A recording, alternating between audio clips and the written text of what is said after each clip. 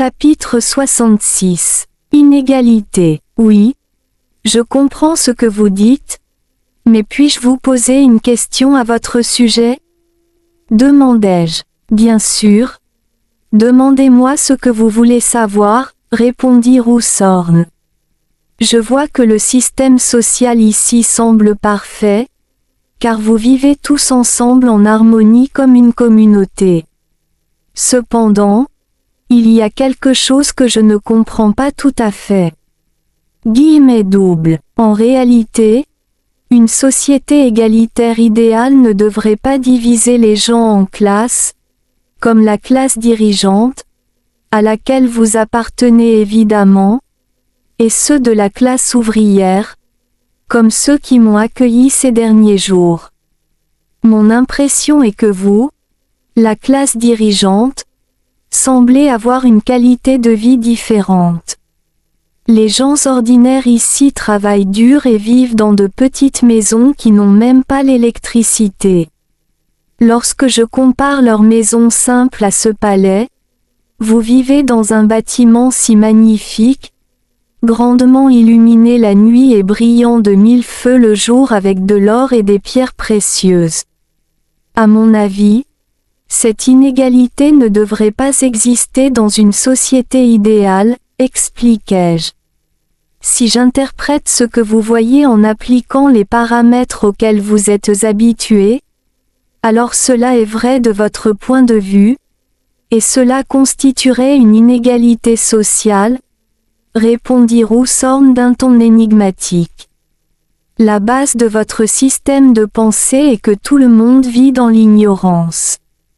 Les gens ne sont pas conscients de leurs droits et de leurs valeurs.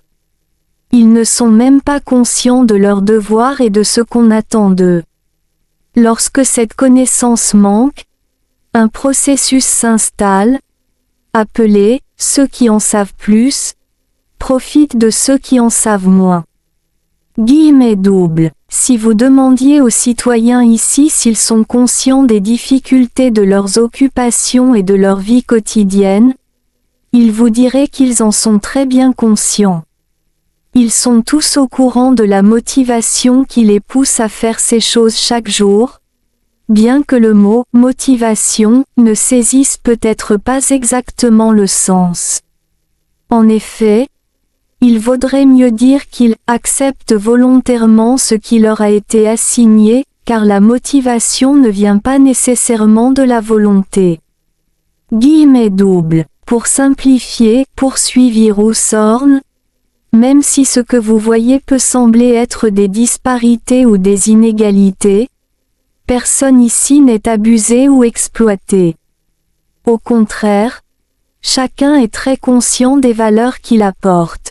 Si vous découvriez un jour que ce que vous faites apporte de la valeur à vous-même, et bénéficie également aux autres, vous voudriez continuer à faire ce que vous faites, sans attendre quoi que ce soit en retour. C'est la grande différence que j'essaie de vous expliquer, dit Roussorn. Quant à votre question sur pourquoi nous menons une vie si luxueuse, eh bien, c'est aussi votre jugement personnel, basé uniquement sur votre perspective et votre processus de pensée. Tout ce qui existe ici a une raison d'être. Ce n'est pas destiné à indiquer notre statut, comme vous avez pu le croire à tort, continua Roussorn.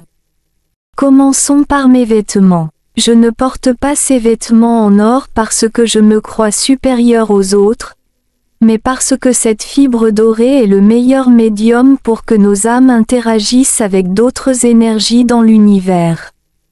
Par conséquent, mes vêtements ne me servent que d'outils pour faciliter mon travail. En fait, cela ne diffère en rien de la houe ou de la hache d'un agriculteur, dit-il avec un sourire. Et quant à la raison pour laquelle je vis dans un bâtiment orné d'or éblouissant, cette brillance n'est pas là pour la beauté ou le luxe. Nous avons rendu ces surfaces métalliques aussi lisses que possible afin de refléter parfaitement la lumière, et ce métal est le médium parfait. De plus, Nous utilisons divers types de pierres précieuses que nous coupons et polissons pour créer des angles avant de les installer à différents points pour optimiser les réactions catalytiques. Enfin, nous avons choisi cette haute montagne pour faciliter et rendre plus efficace l'envoi et la réception d'informations à travers l'univers. Guillemets doubles. Par le passé, poursuivit Roussthorn, seules quelques personnes ont eu l'occasion de visiter et d'expérimenter cet endroit, en utilisant soit leur intuition, soit leur télépathie. Ceux qui l'ont expérimenté ont documenté de manière approfondie ce qu'ils avaient vu ici, mais sans comprendre les véritables raisons. Les différentes versions de leurs impressions de cet endroit étaient basées sur leur propre façon de penser, enracinées dans le système traditionnel ou la croyance que le pouvoir seul gouverne, domine et exploite. Par conséquent, leurs récits de ce qu'ils avaient vu ici, nos palais et temples, qui sont en fait très similaires aux structures de votre planète, ont été interprétés à tort comme des symboles de statut, ce qui est un concept fondamentalement différent ici. Guillemets doubles. Maintenant, je commence à mieux comprendre, et je dois m'excuser d'avoir mal interprété ce que j'ai vu, avouai-je. Ne vous inquiétez pas, c'est tout à fait compréhensible, répondit Roussthorn. Maintenant, si vous n'êtes pas trop fatigué, j'aimerais vous montrer l'endroit où nous travaillons, m'invita-t-il. Allez-y, je ne suis pas du tout fatigué, répondis-je, me sentant en fait assez revigoré après notre conversation. Dans le processus de production de ces vêtements et de ces bijoux, nous avons invité des artistes et des artisans créatifs à nous aider, continua d'expliquer Roussthorn, alors que nous nous levions et commencions à marcher ensemble. Nous les avons informés de nos besoins et leur avons donné des esquisses préliminaires pour qu'ils puissent avancer. Par exemple, nous leur avons indiqué le nombre d'angles que devait avoir la facette avant d'une grosse pierre précieuse, et que tous les angles devaient converger vers un point à l'arrière. Ce design spécifique aiderait à concentrer l'énergie dispersée vers le centre.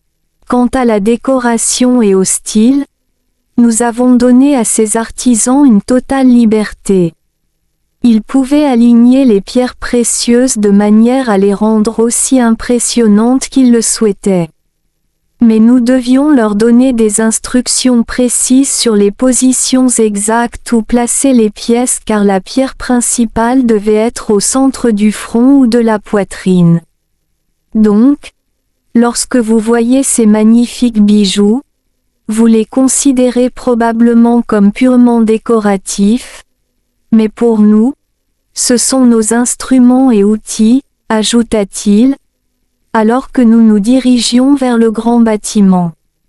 Pour la structure de ce bâtiment avec les flèches étincelantes au sommet, nous avons donné des instructions aux artisans pour couvrir toutes les surfaces d'or et créer autant d'indentations que possible et de nombreux angles aigus, afin de produire efficacement les résultats souhaités. Les architectes voulaient non seulement créer un bâtiment efficace, mais aussi une œuvre d'art magnifique. Ils ont donc construit différentes formes, allant d'une flèche à 12 côtés à une flèche à 24 côtés. Les sculpteurs ont ensuite créé ces décorations artistiques pour impressionner les visiteurs, et le résultat final est cette œuvre d'art élaborée que vous voyez maintenant, expliqua Roussthorn. Et après avoir terminé ce bâtiment, les artistes et les architectes sont restés dans cette ville jusqu'à aujourd'hui, ajouta-t-il. Ah! Maintenant, je comprends pourquoi cette ville est devenue si renommée comme centre pour les artistes de toute discipline, en raison du rôle qu'ils ont joué dans la construction de ce bâtiment unique, dis-je. Oui, c'est exact, confirma Roussthorn. Au fait, quel âge a ce bâtiment? Demandai-je.